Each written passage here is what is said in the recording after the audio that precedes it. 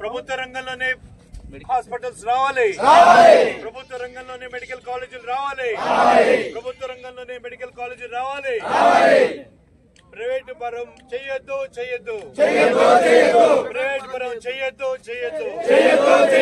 Private పరం చేయొద్దు. వర్ధిల్లాలి కోన రఘుపతి గారి నాయకత్వం, వర్ధిల్లాలి కోన రఘుపతి గారి నాయకత్వం.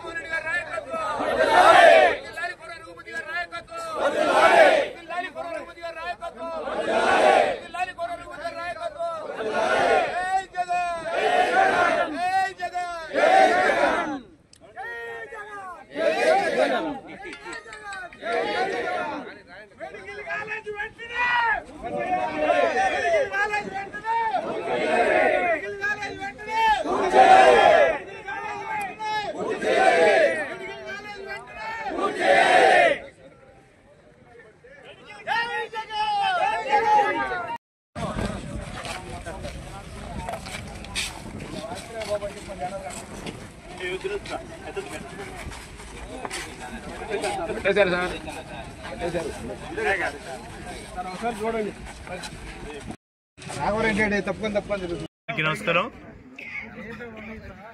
ఈరోజు ఈ కూటమి ప్రభుత్వం ఒక దుర్మార్గపు ఆలోచన చేస్తూ ఉంది. 10 మెడికల్ కాలేజీలని ప్రైవేటు వాళ్ళకి దారదత్తం చేయాలని ఇవాళ ఒక కుట్రపూరితమైనటువంటి ఆలోచనలకి తెరతీశారు. దాదాపు 17 నెలలు పూర్తయినటువంటి ఈ పరిపాలనలో 13 నెలల క్రితమే చంద్రబాబు నాయుడు గారు ఈ పీపీపీ మోడల్ అని ఒకటి దాన్ని తెర మీద తీసుకొచ్చారు. Public private participation. ఇదేమన్నా ప్రైవేటా అని అడుగుతూ ఉన్నారు. మరి పీపీపీ అంటే ఏమిటో వాళ్ళే చెప్పాలి. పబ్లిక్ అంటే గవర్నమెంట్, ప్రైవేట్ అంటే ప్రైవేటే, పార్టిసిపేషన్ అంటే ఇద్దరు కలిసి చేసేది. నామమాత్రంగా ప్రభుత్వం మరి ఈరోజు ఉంటూ ప్రైవేట్ వ్యక్తికి దారదత్తం చేయటం ఈరోజు ఏ రకంగా నడుస్తూ ఉన్నాయి. ఈ రాష్ట్రంలో పెట్టినటువంటి ప్రతి ఆసుపత్రి ప్రభుత్వ పర్యవేక్షణలో ఉంటుంది. అది ప్రైవేట్ హాస్పిటల్ అయినా ప్రభుత్వం కొన్ని అనుమతులు ఇస్తుంది, కొన్ని నిబంధనలు పెడుతుంది, వాటికి అనుగుణంగానే పనిచేయాలి. ఇవాళ ఏదో కొత్తగా ఇదేదో మేము ప్రశ్నించడం కాదు. అది పూర్తిగా ప్రభుత్వ రంగంలో ఉంటే దానివల్ల జరిగేటువంటి మేలేంటి, ఎందుకు మనం ప్రభుత్వ రంగంలోనే ఉండాలని మనం కోరుకుంటా ఉన్నాం మీకు తెలియాలి. లేకపోతే వాళ్ళ మన జగన్మోహన్ రెడ్డి గారు చేస్తున్నటువంటి ఇంత పెద్ద సాహసం స్వతంత్రం వచ్చిన తర్వాత ఈ రోజు దాకా ఈ రాష్ట్రంలో ఉన్నటువంటి మెడికల్ కాలేజీలు 11. ఒక్క జగన్మోహన్ రెడ్డి గారు ఆయనకు వచ్చినటువంటి అవకాశంలో 2 సంవత్సరాలు కోవిడ్ పోయిన తర్వాత కూడా 17 కాలేజీలకి ఈరోజు అనుమతులు తీసుకొని కేంద్ర ప్రభుత్వం దగ్గర నుంచి అనుమతులు తీసుకొని వచ్చి మరి ధైర్యంగా ఆర్థిక ఇబ్బందులు ఎన్ని ఉన్నా సరే సంక్షేమ కార్యక్రమాలు క్యాలెండర్లో ప్రకటించిన తేదీ ప్రకారం ఇస్తున్నా సరే కోవిడ్ లాంటి కష్టం వచ్చి ఆర్థికమైనటువంటి ఇబ్బందులు ఉన్నా సరే విద్యని వైద్యాన్ని పేదవాడికి అందించాలని, దాంట్లో నాణ్యమైనటువంటి విద్యను అందించాలని, నాణ్యమైనటువంటి వైద్యాన్ని అందించాలని, ఇది మామూలు విషయం కాదు. చంద్రబాబు నాయుడు ఏ రోజు కూడా వాటి మీద శ్రద్ధ పెట్టలేదు. విద్యని వైద్యాన్ని రెండింటిని కూడా వ్యాపారంగానే చూశాడు. విద్య అనేది కొంతమందికే అందాలని, కొంతమంది మాత్రమే ఇంగ్లీష్ మీడియంలో చదువుకోవాలని, మిగతా వాళ్ళందరూ కూడా వాళ్ళు పనులు చేస్తూ కింద అణిగి ఉండాలనే కోరుకున్నాడు. మోసపూరితమైనటువంటి మాటలు, చేతగానటువంటి హామీలు చేస్తూనే ఆయన నైజం. మనుషుల్ని నమ్మించి తరిగి గొంతుతో కోసినట్టుగా కోయటమే ఆయన విధానం. ఓట్లు వేయించుకోవడానికి ఎన్ని మాటలైనా చెప్పడానికి వెనకాడనటువంటి పరిస్థితి. ఓట్లు వేయించుకున్న తర్వాత అధికారంలోకి వచ్చిన తర్వాత ఆయన విధానమే మారిపోతుంది.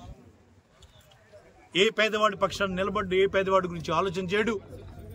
ఈరోజు ఈ రాష్ట్రంలో 17 మెడికల్ కాలేజీలు తీసుకొచ్చినటువంటి ఘనత జగన్మోహన్ రెడ్డి గారికి చెందుతుంది అని అంటే, ఒక పక్క కేబినెట్ సమావేశం అయింది. ఆ కేబినెట్ సమావేశంలో 10 మెడికల్ కాలేజీలకి పీపీపీ మోడల్లో చేస్తామని ఒక నిర్ణయం చేశారు. ఆ నిర్ణయాన్ని బయటకు వచ్చి వాళ్ళ మంత్రి అయినటువంటి గొలుసు పార్థసారథి గారు ప్రకటిస్తారు. ఆయన ప్రకటనలో స్పష్టంగా చెప్తారు, 2019-24 సంవత్సరంలో కేంద్ర ప్రభుత్వం అనుమతి తీసుకొని ఈ రాష్ట్రంలో 17 కాలేజీలు మొదలయ్యాయి. ఈ 17 కాలేజీలో దాదాపు 6 అని 7వది కూడా దాదాపు అంటే పాడేరు కాలేజీతో సహా పూర్తయ్యాయని చెప్పి ఏవో చిన్న చిన్న కొరవలు తప్పించి పూర్తయ్యేటువంటి మాట స్వయంగా వాళ్ళ కేబినెట్ మంత్రి ప్రకటిస్తారు. ఆ తర్వాత సూపర్ 6 అంటారు, సూపర్ హిట్ అంటారు, పెద్ద ఎత్తున బడాయి మాటలు చెప్తారు. ఆ మాటల్లో ఏం చెప్తున్నారు చంద్రబాబు నాయుడు గారు? ఆయన చెప్తా ఉన్నారు, ఈ రాష్ట్రంలో 17 కాలేజీలు మరి వచ్చాయి కానీ అవేవి కాలేదుట, స్థలం కేటాయిస్తే అయిపోయిందా అని అడుగుతున్నారు. ఒక పాడేరు కాలేజీ మాత్రమే మొదలైనట్టుగా మాట్లాడుతూ ఉన్నారు. వాళ్ళు మేము చూస్తూ ఉన్నాం, మేము ఇవాళ ఇది పాడేరు కాలేజీ, పూర్తయినటువంటి పాడేరు కాలేజీ, ఇది పూర్తయినటువంటి పులివెందుల మెడికల్ కాలేజీ, పూర్తయినటువంటి పులివెందుల మెడికల్ కాలేజీ, ఇది పూర్తయినటువంటి Rajahmundry medical college, Rajahmundry medical college, ఇది పూర్తయినటువంటి ఏలూరు మెడికల్ కాలేజీ. ఆల్రెడీ విద్యార్థులు చదువుతూ ఉన్నారు అక్కడ. ఒక ముఖ్యమంత్రి హోదాలో ఉండి ఏవి కాలేదనేటువంటి మాట మాట్లాడటం ఎంత సిగ్గుమాలినతనమో ఒకసారి అర్థం చేసుకోవాలి. ఇది నంద్యాలలో పూర్తయినటువంటి మెడికల్ కాలేజీ, ఇది విజయనగరంలో పూర్తయినటువంటి మెడికల్ కాలేజీ, విజయనగరంలో పూర్తయినటువంటి మెడికల్ కాలేజీ, ఇది మచిలీపట్నంలో పూర్తయినటువంటి మెడికల్ కాలేజ్, ఇది పిడుగురాళ్లలో సుమారుగా 80%, 75 నుంచి 80% పూర్తయినటువంటి మెడికల్ కాలేజ్. ఇంకా నర్సీపట్నం, ఆదోని, పార్వతీపురం, మదనపల్లి, బాపట్ల, పాలకొల్లు, అమలాపురం, పెనుగొండ వివిధ స్టేజీల్లో ఉన్నటువంటి పరిస్థితులు ఇవి. మరి అలాగే ఈరోజు మార్కాపురంలో దాదాపుగా మనం ఈ స్టేజ్కి, బాపట్లో ఈ స్టేజ్కి రావడానికి చాలా కష్టపడ్డాం. మొన్న నేను చూశాను, ఏబిఎన్లోనో TV5లో కూడా ఒక వార్త స్పెక్యులేట్ అవుతాం. అక్కడ చెప్తా ఉన్నారు, ఎవరో ఒక కాషాయ కండువా కప్పుకొచ్చినటువంటి ఒక బీజేపీ నాయకుడు ఇంకొక తెలుగుదేశం అభ్యర్థి ఎవరో ఒకరు మాట్లాడుతూ ఉన్నారు. పచ్చి అబద్ధాలు. తెలియకపోతే తెలియనట్టు ఉండాలి, తెలిస్తే తెలుసుకొని మాట్లాడాలి, అధికారాన్ని పక్కన పెట్టుకోవాలి. మీరు చూడలేదని అడుగుతా ఉన్నా. అక్కడ 1,00,000 కోట్ల రూపాయలు ఖర్చు పెట్టడానికి సిద్ధపడ్డావు. ఆ గుంటల్లో నీళ్లలో నిలబడి ఈరోజు కోట్లాది రూపాయలు ఖర్చు పెట్టి నీళ్లు తోడించుకుంటా ఉన్నావు. ఇంతవరకు ఒక ఇటుకు పెట్టడం చేతకాల. అలాంటి వాళ్ళు వచ్చి ఇక్కడ మాట్లాడతారా? దీన్ని చూసే మాట్లాడేది. ఇవాళ ఇంత అద్భుతమైనటువంటి కాలేజీ ఈ ప్రాంతానికి, బాపట్ల రూపురేఖలో మారిపోయేటువంటి ఒక గొప్ప టర్నింగ్ పాయింట్లో ఈరోజు వచ్చి తగుదమ్మ వచ్చారు, దొంగ మాటలతో వచ్చారు, ఈవీఎం మోసాలతో వచ్చారు, ఏ రకంగానూ వచ్చారు, దొడిదోని వచ్చారు, ఏ రకంగా వచ్చారు. వచ్చి మీరు బడాయి మాటలు మాట్లాడితే చాలా అసహ్యంగా ఉంటుందని, దెయ్యాలు వేదాలు వలించడంలాగా ఉంటుందని, ఇప్పటికైనా పేదవాడి పక్షాన్ని కనికరించండి. ఈ కాలేజీలు ఏవైతే ఉన్నాయో తీసుకొని వచ్చాం, 17 కాలేజీలు ఖచ్చితంగా గవర్నమెంట్ నిర్మించాలి. 8,400 కోట్ల రూపాయలని మనం దీని కింద నాబార్డులో శాంక్షన్ తీసుకున్నాం. ఈయన్నాడు ఇక్కడి నుంచి తరలించారు, అక్కడి నుంచి తరలించారు, సంక్షేమ కార్యక్రమాలకు ఇచ్చారంటే ఇచ్చాడేమోనాయా 100-200 కోట్లు. ఏంది నీ బాధ? ఏంది? ఏమన్నా జేబులో పెట్టుకున్నాడా? మీలాగా పేదవాడికి ఇచ్చాడు. కోవిడ్ వచ్చింది, ఇబ్బంది వచ్చింది, అవసరమైతే కొన్ని చేసాం. 3,800 కోట్ల రూపాయలు ఇప్పటిదాకా పూర్తి చేసి 7 మెడికల్ కాలేజీ కళ్ళకి కట్టొచ్చినట్టు కనపడుతూ ఉంటే దాని గురించి మాట్లాడటం చేతకాల. మీరేం మాట్లాడుతూ ఉన్నారో అడుగుతూ ఉన్నాను. ఈరోజు ఒక 4,000 కోట్ల రూపాయలు ఖర్చు పెట్టలేవా? వారం వారం బిచ్చం కొట్టడానికి వరల్డ్ బ్యాంక్ దగ్గరికి వెళ్తా ఉన్నావు, రిజర్వ్ బ్యాంక్ దగ్గరికి వెళ్తా ఉన్నావు, తాకట్లు పెడతా ఉన్నావు, వారానికి 4,000 కోట్ల రూపాయలు అప్పులు చేస్తా ఉన్నావు. పేదవాడు ఆరోగ్యం నీకు ముఖ్యం కదా? పేదవాడు మెడికల్ కాలేజీలో చదువుకోకూడదా? ఈ మాత్రం నువ్వు చేయలేవా? దీనికోసం ఒక 4,000 కోట్లు ఖర్చు పెట్టడానికి ఇంత అవసరమా? దీన్ని కూడా పేదవాడికి దీన్ని కూడా మీ వాళ్ళకి దారదత్తం చేయడానికి బరిదెక్కిస్తావా? ఖచ్చితంగా మేము ఎదుర్కొంటామని చెప్తా ఉన్నాం. దీన్ని అన్ని రకాల ఆందోళనకి తెరదీస్తాం. ఖచ్చితంగా ప్రజల్లోకి దీన్ని విస్తృతంగా తీసుకెళ్తాం. ప్రతి పేదవాడు ఇది వాడి ఆస్తి. ఇది ఇవాళ 56 ఎకరాలు అసైన్ ల్యాండ్ అప్పచెప్పామంటే ఇది పేదవాడి ఆస్తి. పేదవాడి గురించి మేము ఖాళీ చేసి అప్పచెప్పినటువంటి ఆస్తి. దీంట్లో వచ్చేటువంటిది పేదవాడికి దక్కాలి. ఇక్కడ చదువుకున్నా, వైద్యం చేయించుకున్నా ఖచ్చితంగా ప్రభుత్వ రంగంలో జరగాలి. అది మేము కోరుకుంటా ఉన్నాం. ఆ రకంగా జరగాలని మేమందరం కూడా అవసరమైతే ఏ పోరాటానికైనా సిద్ధమని తెలియజేసుకుంటూ జై Jagan. Medical and health department ఏమైంది?